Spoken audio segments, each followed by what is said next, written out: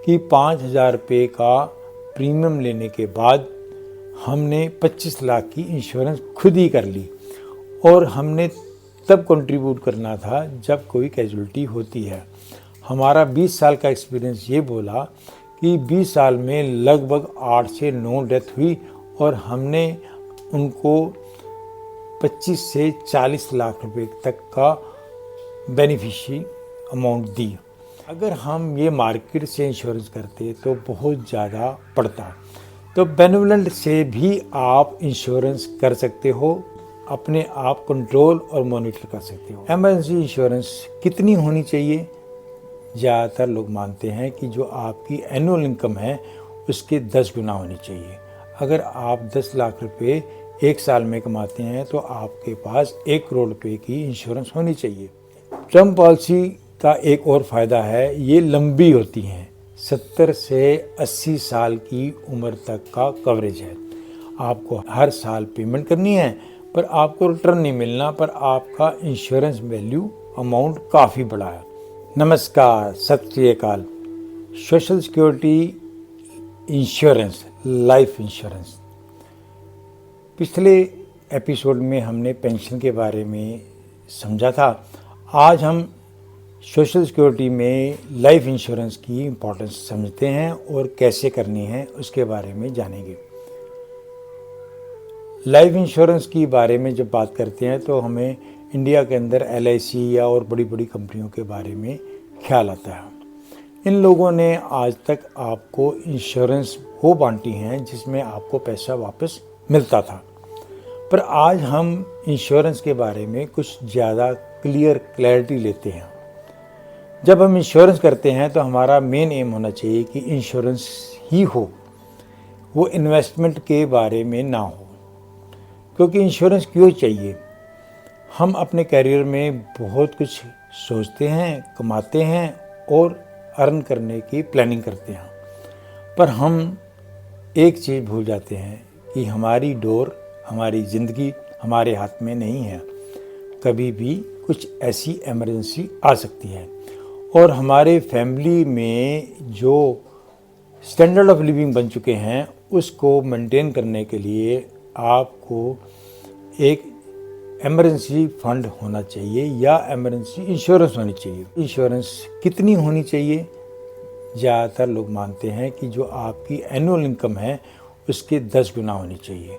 अगर आप 10 लाख रुपए एक साल में कमाते हैं तो आपके पास 1 करोड़ रुपए की इंश्योरेंस होनी चाहिए। पर अगर 1 करोड़ की इंश्योरेंस कन्वेंशनल तरीके से अगर हम समझें तो उसका प्रीमियम आप देने लायक होते ही नहीं, इसलिए लोग इंश्योरेंस करते नहीं हैं। ज़्यादातर इंडिया में इंश्योरेंस इनकम टैक्स को बचाने के लिए करते थे और वो छोटी सी अमाउंट की होती थी।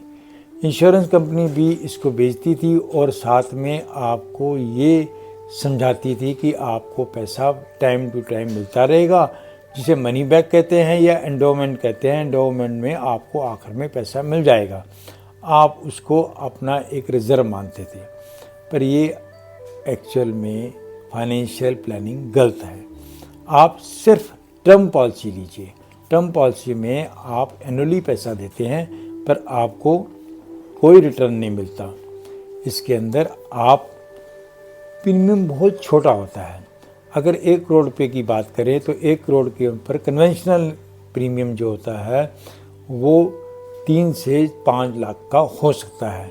पर अगर आप टर्म पॉलिसी लेंगे तो इसका 10 से 20,000 रुपये के बीच में आपको प्रीमियम देना पड़ेगा। एक बारी प्रीमियम फिक्स हुआ तो वो फिक्स ही रहता है। तो इसलिए आप टर्म पॉलिसी लीजिए जो शुरुआत में होनी चाहिए, जो आपके 20 से 25 साल की उम्र में अगर आप कैरियर शुरू कर रहे हैं तो आप इसमें कर लीजिए। टर्म पॉलिसी का एक और फ़ायदा है, ये लंबी होती हैं। 70 से 80 साल की उम्र तक का कवरेज है। आपको हर साल पेमेंट करनी है पर आपको रिटर्न नहीं मिलना, पर आपका इंश्योरेंस वैल्यू अमाउंट काफ़ी बड़ा है। जो डिफरेंस है कन्वेंशनल इंश्योरेंस और टर्म पॉलिसी में, तो वो बहुत बड़ी अमाउंट है जिसे आप किसी भी इंस्ट्रूमेंट में लगाकर आप उतना ही कॉर्पस ले लोगे जितना आपको एंडोमेंट में मिलना था।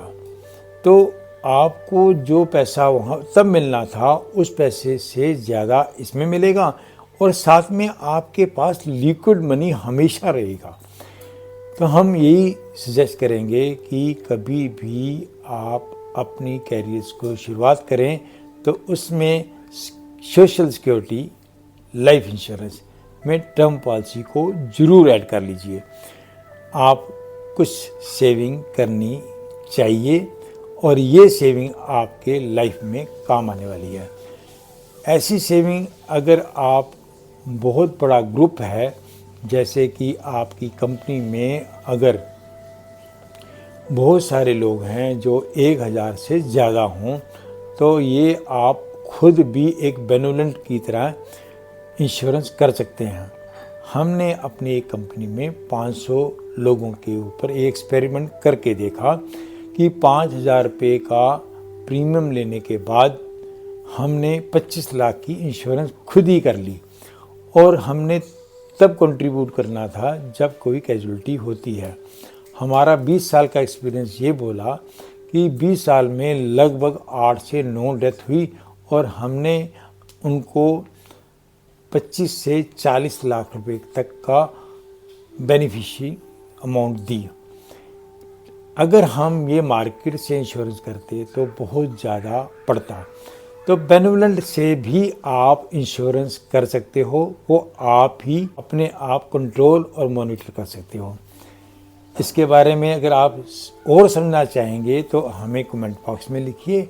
हम आपको ऐसी पॉलिसी जो आप ही बना सकते हो, अपनी इंश्योरेंस कर सकते हो, और अपनी कम्युनिटी या अपने डिपार्टमेंट को बहुत सस्ते में इंश्योरेंस ले सकते हो के बारे में बता सकते हैं।